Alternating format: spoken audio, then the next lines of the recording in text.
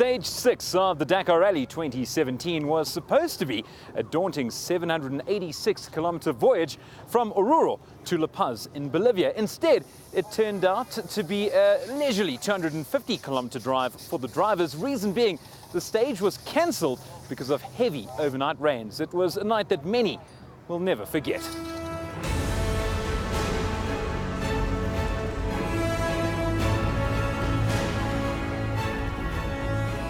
A lot of mud, a lot of rain, it was cold, and yeah, it's probably the worst I've ever seen in the last 13 Dakars I've done.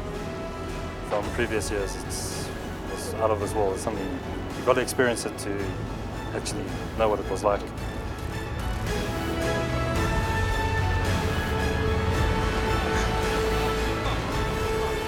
Last night was very wet. Tremendous rainstorm last night in the bivouac. I mean, I felt really sorry for some of the service crews. You know, they had to, some of them still had to sleep in tents and stuff, and it was like a torrential downpour, everything full of mud. Oh no, it was a crazy night last night. We had a bit of a downfall in storms and whatever, and it just rained and didn't stop raining the whole night. The heavens opened up, and it just got cold as well. You know, we were servicing mud, the cars were covered in mud. You were, you know, just working and carrying on.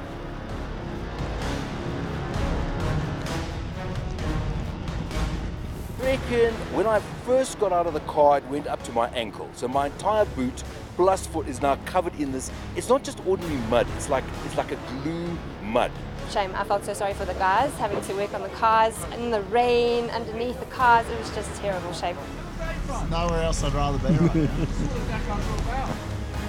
Last night was nasty. I've done a few Dakars, and last night was definitely the nastiest night I've had. And you start off at 4,000 meters, which is already really hard. It's freezing cold, and then it just rained, and it rained, and it rained, and it's this sticky mud that's ankle deep. Everybody's getting stuck. You can't walk anywhere. Your feet are getting covered in water. Now it's freezing also. Your toes are almost coming off. It was raining the whole night. The whole bivouac was flooded. It was water up to here.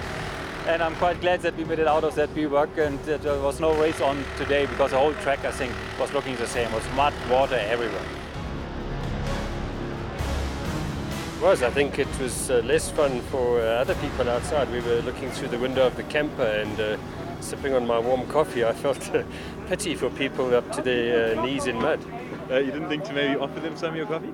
No, I closed the shutters on the window so they couldn't see me. You know? Went there back in the morning, just mudlocked. Everyone was stuck, cars were just trying to get out, trucks were getting pulled out. Oh no, it's terrible. Anyway, we survived and we are here at La Paz. So, with no racing for at least 2 days, let's look back at the first 2 stages of the Dakar 2017, the 38th edition of the world's toughest race.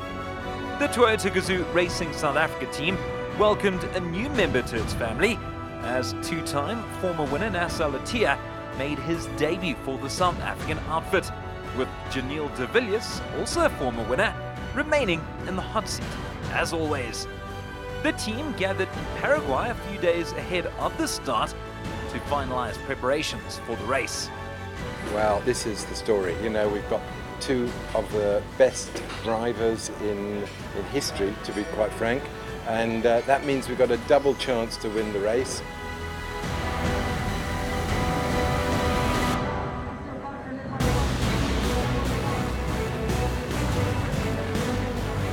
Stage 1 saw competitors cross borders as they traveled from Asunción to Resistencia in Argentina.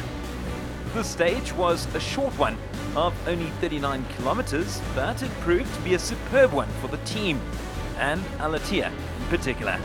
The Qatari and his French co-driver Mathieu Boemel finished the course in 25 minutes and 41 seconds, 24 seconds clear of their nearest challengers, despite experiencing a fairly dramatic fire problem along the way.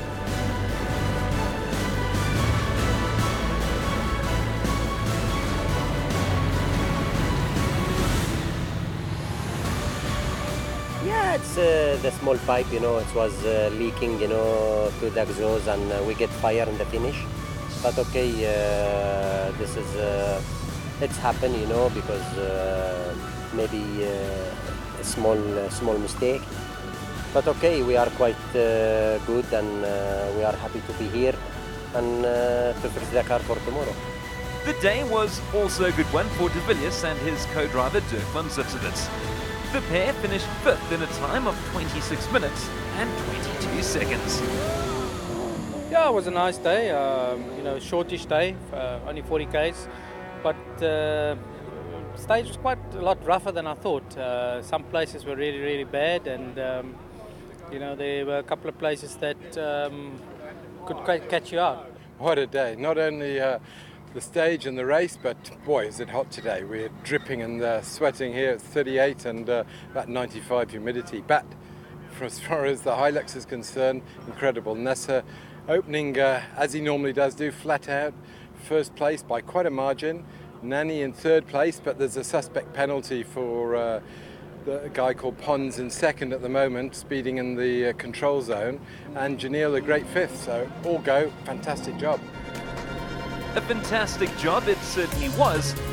Could the men replicate their feats during stage 2? Competitors travelled 803 kilometers between Resistencia and Tucumán in Argentina, 275 of which were timed. Alatia and Boermel came home in 2nd place, 1 minute and 23 seconds behind Sebastian Loeb and Daniel Elena, to put them 2nd overall. The Qatari said he was delighted to be performing well for his new team. Yeah, it's a good day, and day 2 we finished 2nd. Yesterday we win the stage, and today we open all the way, and we don't take any risk, and we finish 2nd. I think it will be good position for tomorrow. Yeah, another hot day, both here in the bivouac right now and on the stages. Nessa 2nd overall today, and Janelle 4th overall, just 1 second behind Carlos. But the Peugeots had the run for us today. Bit surprising, but there again, when we found out what the stage was like, it was flat out. They were doing 200 k's an hour in places. So I think the buggies with the 2-wheel drive and lighter stuff probably was their day today. So I'm happy where we are. De Villiers and van Zitzewitz finished in 4th place, and that put the South African and his German navigator 4th overall. It was okay. I think in the end we had a pretty good day. It was very, very fast stage. You know, just long sections flat out, and first 100 k's. It's actually you know, some big holes. You know, you're doing 180, 190 k's an hour with big holes coming up, which, you know, are not really marked, so you've got to look for it. So a little bit of heart in the mouth stuff, but you know, other than that, I think we had a reasonably good day. I think it was a day that suited the Peugeot cars, but you know, the fact that we didn't lose too much time to them is encouraging.